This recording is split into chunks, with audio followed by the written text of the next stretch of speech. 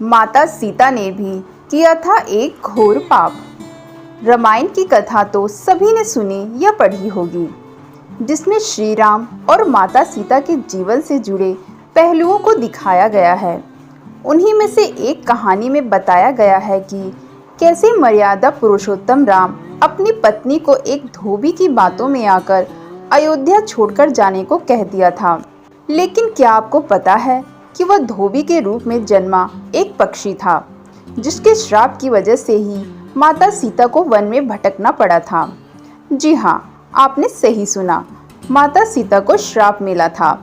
आज हम आपको बताएंगे कि देवी सीता को किस पाप की सजा मिली जो उन्हें वन वन भटकना पड़ा। मिथिला नगरी में जनक राजवंश राज करता था। उन्हीं में से एक राजा सिरध्वज थे। एक बार यज्ञ के लिए वो जमीन जोत रहे थे। उसी समय वहां से एक छोटी कन्या निकलती है। इस सुंदर कन्या को देखकर राजा को बहुत खुशी हुई। उन्होंने इस कन्या को अपनी पुत्री बना लिया। उसका नाम सीता रखा। एक दिन सीता अपनी सहेलियों के साथ बगीचे में खेल रही थी। वहां उन्हें एक तोते का जोड़ा दिखाई दिया जो बहुत ही खूबसूरत था। वे दोनों पक्षी एक पर्वत की चोटी पर बैठकर बातें कर रहे थे। पृथ्वी पर श्री राम नाम से विख्यात एक बड़े सुंदर राजा होंगे। उनकी महारानी का नाम सीता होगा। श्री राम सीता के साथ कई वर्षों तक राज्य करेगी। धन्य है वे जानकी देवी और धन्य है वे श्री राम। तोते की ऐसी बातें सुनकर सीता ने सोचा कि ये दोनों तो मेरे ही बारे में बात कर रहे हैं। इन्हें पकड़कर मैं इनसे अपने जीवन से जुड़ी सारी बातें पूछ सकती हूँ। इसलिए उन्होंने अपनी सहेलियों से उन दोनों पक्षियों को पकड़कर लाने को कहा।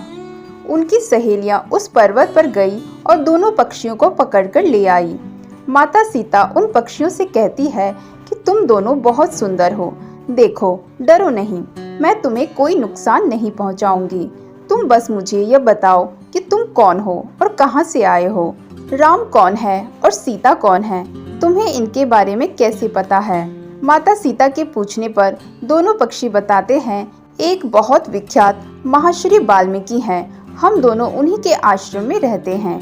महर्षि ने रामायण नाम का एक ग्रंथ लिखा है, जिसका पाठ उन्होंने अपने शिष्यों को भी कराया है। उन पक्षियों ने सीता को ये भी बताया कि इस ग्रंथ में महर्षि वाल्मीकि ने बताया है कि महर्षि ऋष्यशृंग के द्वारा किए गए पुत्रष्टि यज्ञ से प्रसन्न होकर भगवान विष्णु, राम, लक्ष्मण, भरत और शत्रुघ्न ये 4 मानव शरीर धारण कर पृथ्वी पर जन्म लेंगे।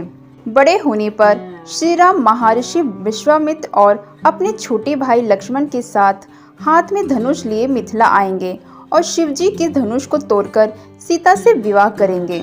फिर उस पक्षी के जोड़ी ने कहा, हे सुंदरी, हमने तुम्हें सब कुछ बता दिया है, अब हमें छोड़ दो, हम जाना चाहते हैं। पक्षियों की बातें सुनकर माता सीता के मन में और भी बातें जानने की इच्छा हुई। उन्होंने उन दोनों से पूछा कि राम कहाँ होंगे, वे किसके पुत्र हैं, कैसे वे मिथिला आकर जानकी से विवाह करेंगे।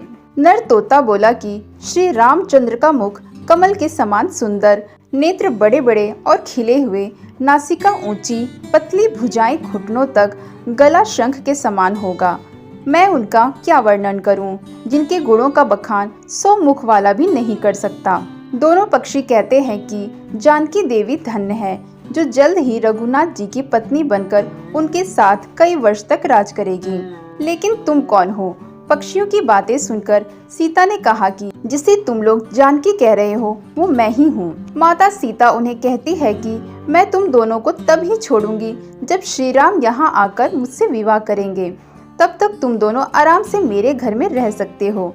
यह सुनकर मादा तोता जानकी से कहती है कि हम वन के पक्षी हैं, हमें घर में सुख नहीं मिलेगा। मैं गर्भवती हूँ, मुझे जाने दो। मैं अपने स्थान पर जाकर बच्चा पैदा करूँगी। आप चाहे तो उसके बाद फिर से यहाँ आ जाऊँगी।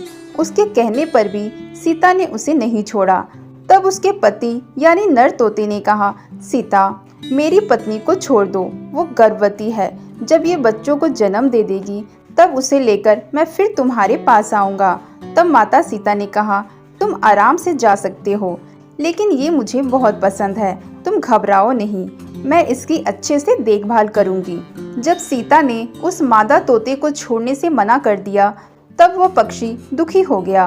पक्षी दोबारा सीता जी से निवेदन करता है कि मैं अपनी पत्नी के बिना जिंदा नहीं रह सकता, इसलिए इसे छोड़ दो। माता सीता, तुम बहुत अच्छी हो, मेरी प्रार्थना मान लो। इस तरह उसने बहुत समझाया, लेकिन सीता ने उसकी पत्नी को नहीं छोड़ा। तब मादा पक्षी ने क्रोध में सीता को श्राप दे दिया कि जिस प्रकार तू मुझे इस समय अपने पति से अलग कर रही है, वैसे ही तुझे भी स्वयं गर्भवती की अवस्था में श्री राम से अलग होना पड़ेगा। कुछ दिन बाद पति से बिछड़ने के दुख में मादा पक्षी के प्राण निकल गए। पत्नी की मौत हो जाने पर नर पक्षी दुखी हो गया। फिर वो सीता जी से बोला कि मैं मनुष्यों से भरी श्री राम की नगरी अयोध्या में जन्म लूंगा।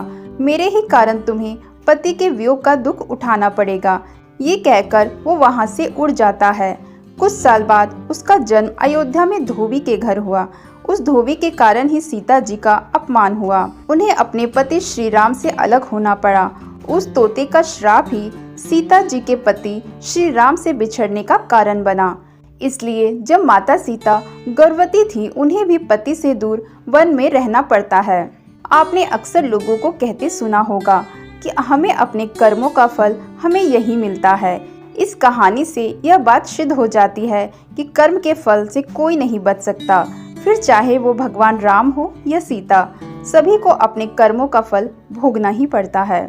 अगर आप इस तरह की और वीडियो देखना चाहते हैं तो हमारे चैनल को सब्सक्राइब करें और ज़्यादा से ज़्यादा लोगों को यह वीडियो शेयर करें। धन्यवाद।